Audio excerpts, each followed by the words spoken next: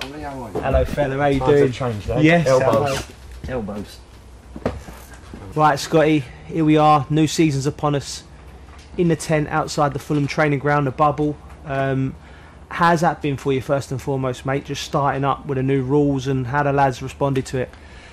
To be fair, Jack, it was tough, first of all. When we went into lockdown and come back, that was the biggest challenge for us, because all of a sudden, you know what it's like, all of a sudden you're used to your environment, you're used to where you get changed, where you have lunch, and then literally this tent we're in, this is where we was having meetings, this is where we was getting changed. Players were like literally coming in their kit.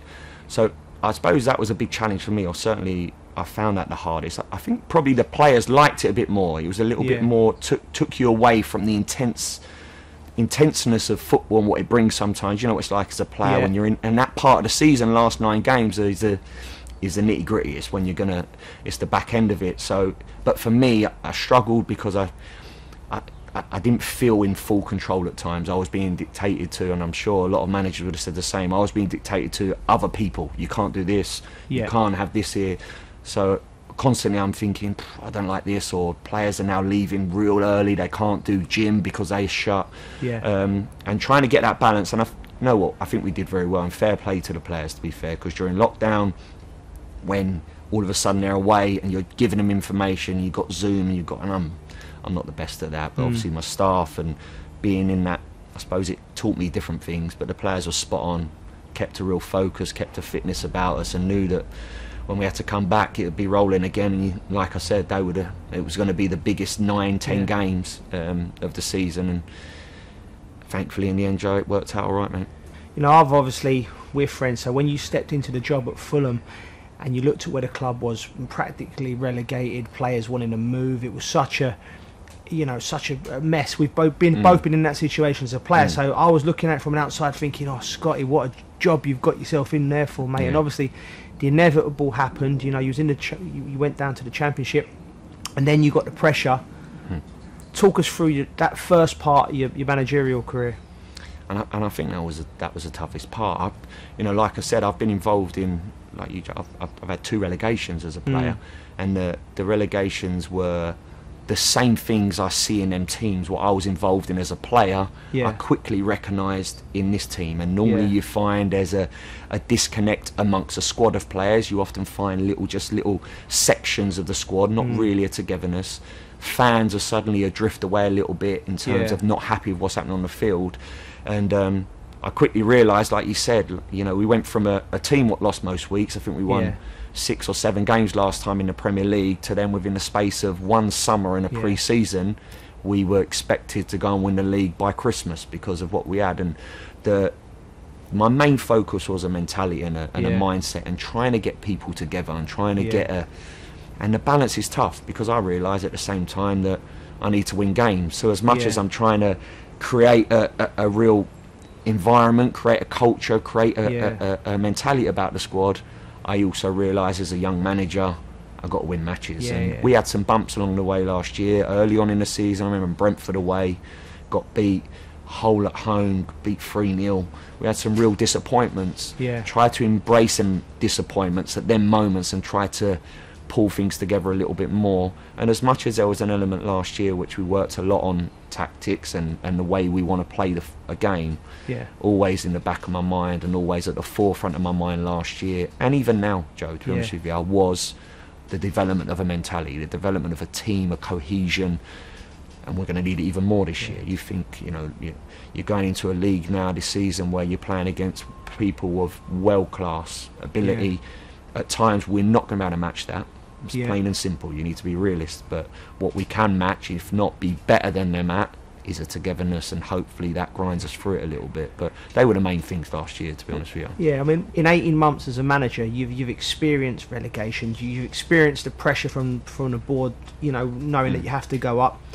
You've experienced a playoff final, the most nerve-wracking game to play in, and then the joy of getting the promotion, achieving your goals. You probably had a few days off with the family, and now you're back on at it. I mean, to talk us through the things that you did last year that you think were key, or key moments for the positive side of it, what got you there in the end.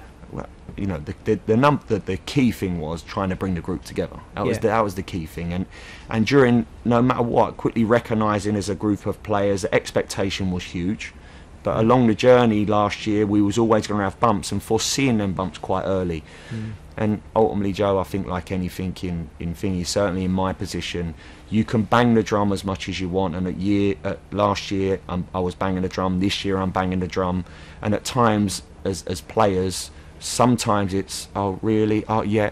It's not until you have success, or as a player, there's a light bulb what goes off, what gets you there. And you know, the final at Wembley, I hope that was a big a wake-up call. Not so much a wake-up call, but the players what are in the changing room what think, why are we doing this extra work? Why does he keep saying this? Why does he keep drumming into me about being early or doing whatever we need to do extra work?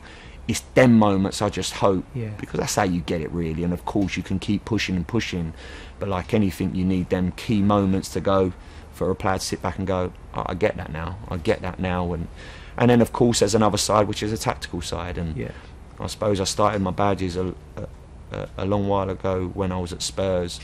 I quickly got ideas in my head on the way I want my team to play, and probably not coming away from that. I believe in the way I want my team to play. I believe in a structure and how we play.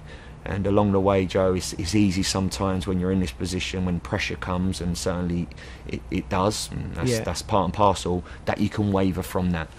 And that was one thing I always stick with. I always stuck with the thought that when I sat in this position, the managers I've had during my time, the good and the bad, are normally the ones that have a clear vision and a clear understanding. Of course you need to adapt. It would be very silly of you to stick with something which maybe's not worked, but ultimately the framework, what makes your team, never ever changes really, and everything else around it can sometimes manoeuvre a little bit. But so they were the main things really.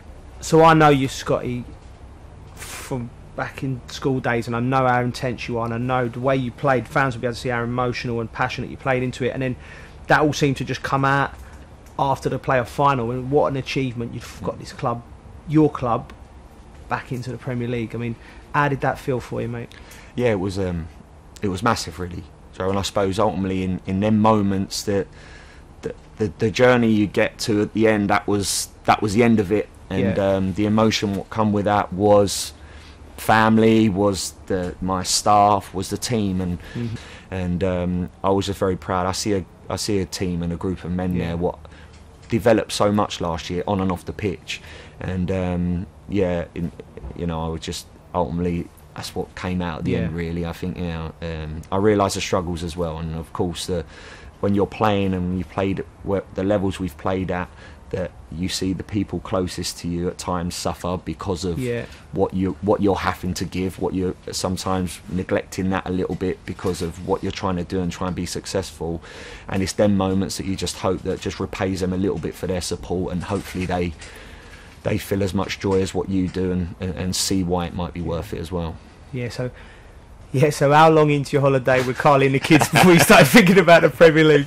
Well, about 2 days, mate. After that speech, mate, she was thinking he's going to give it a holiday in his lifetime, he's going to be there. And I bet he was on the phone after 2 days. Because last time Fulham come up, you spent £100 million on players, and it obviously it didn't work. I mean, what's the policy for going forward now? To what sort of characters are you looking at? Are you looking to met lots of players or a few quality? How are you going to spend your money?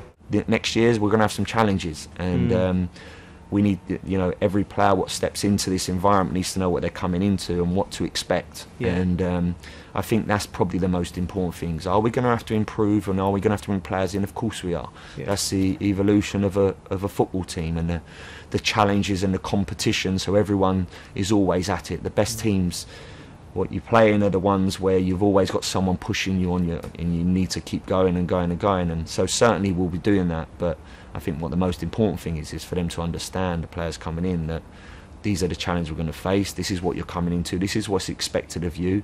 These players are already here, and this is what they expect of you as well. And I think from there you build slowly, and hopefully among time you get to that point where you go and then bring in the big superstars. Will obviously take you on to the next level. You're sitting there, fixtures come out. How happy are you with this first game? Yeah, I mean, London derby. I suppose you got. I think my first game when I was in charge in the Premier League was the London derby. So I mean, against a team which we're all very familiar with, a team which have got vast experience. Mikel's done a fantastic job in there, and I suppose these were all of last season, all the struggles, everything which we wanted to do last year, and that constant message of promotion, let's get in the big league where we play against the best teams is none evident than our first game, really. So look, like I said, I've mentioned it a couple of times, the challenge what we're going to face against Arsenal. Of course, we have an array of quality which have players which have got vast experience and fantastic footballers, really, but a challenge which we need to embrace, Joe. We have to embrace the challenges what are going to be in front of us this year, and we're going to have some big ones. There's no denying that. I think we've seen in the past teams last year Sheffield United, and that's no disrespect to Sheffield United anyway, but what a fantastic year they had. Did they at times, could they match the quality they were up against? No, but what they did match and what Chris created there, and the players and the group of players they had at times outshone and outworked and outfought, and the cohesion they had put them where they needed to go to get big results. We're going to have to do the same this year. We have got quality like Sheffield have, and it will come out, and but ultimately, first and foremost, you need to go and you need to have that bit of you, really. You were renowned as a holding midfielder player putting tackles in. What was the hardest tackle you put in during your career? I think we're going to show you one on me. I thought I was hit by a 24 bus from behind. I didn't know what happened. Everyone was telling me, "Oh, you got up from that all right?" Yeah, because I didn't know where I was. I was at Stamford Bridge. I thought I was still at Upton Park. I lost 2 years. What was it? What was it? Mate? It was that when it's either assault. I'm either getting myself sent down to the Chelsea police station, getting handcuffed for an absolute assault. But even nowadays, I think it was borderline. Wouldn't it? It'd be. Yeah. I don't know. But I don't think you got a yellow, did you? No, I don't think he played on. He shut the old arms in and played on, really. So that's a lesson for you players now. That was proper football, alright. Scotty, listen, pleasures to see you, mate. You too.